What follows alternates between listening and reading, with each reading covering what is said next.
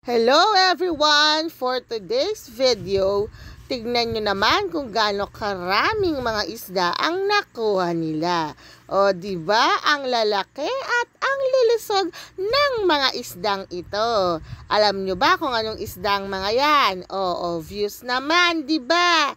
Mga tilapia po yan. Kung bibilhin mo rin ng mga to, mahal na rin dahil magkano na rin ba ang kilo ng tilapia ngayon, di ba? Mahal na rin. O di ba? Dito nakuha lang ng libre yan, basta sipag at tiyaga lang ang puhunan. Siya nga pala ang nagvi-video dito ay yung asawa kong masipag dahil kahit linggo ay sumasama sa mga kasamahan niya sa trabaho para mangisda. O di ba, kahit day off nila, napaka-sipag nila, napaka-resourceful nila. Ayaw nilang nagpapahinga, gusto nila laging may ginagawa. Siyempre, sa mahal ba naman ng bilihin ngayong mga panahong ito, dapat talaga masipag tayo at resourceful. O siya, sa mga oras na ito nga, eto na, umaapoy na yung kanilang paglulutuan ng mga isdang ito dahil nga naman oras na ng pananghalian at kailangan na rin naman nilang kumain bago nila ipagpatuloy ang kanilang ginagawa. O, aligagana tong si Kuya sa paglilinis ng mga isda para mailuto na at maihain na.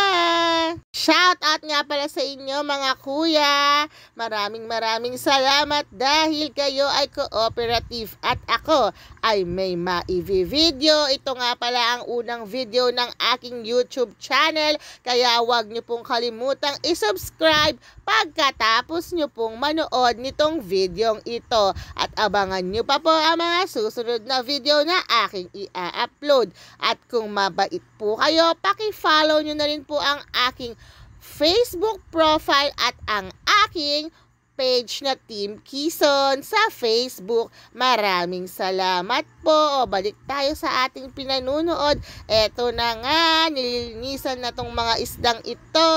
O, diba ang lalaki nila? Sinong natatakam dyan?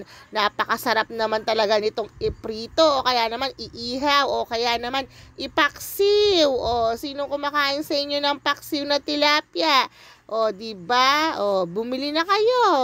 Huwag na kayong matakam. Char. Talaga pong sa panahon ngayon, dapat talaga tayo ay magsipag ng todo, lalo na kung kagaya ko na may 4 na mga anak.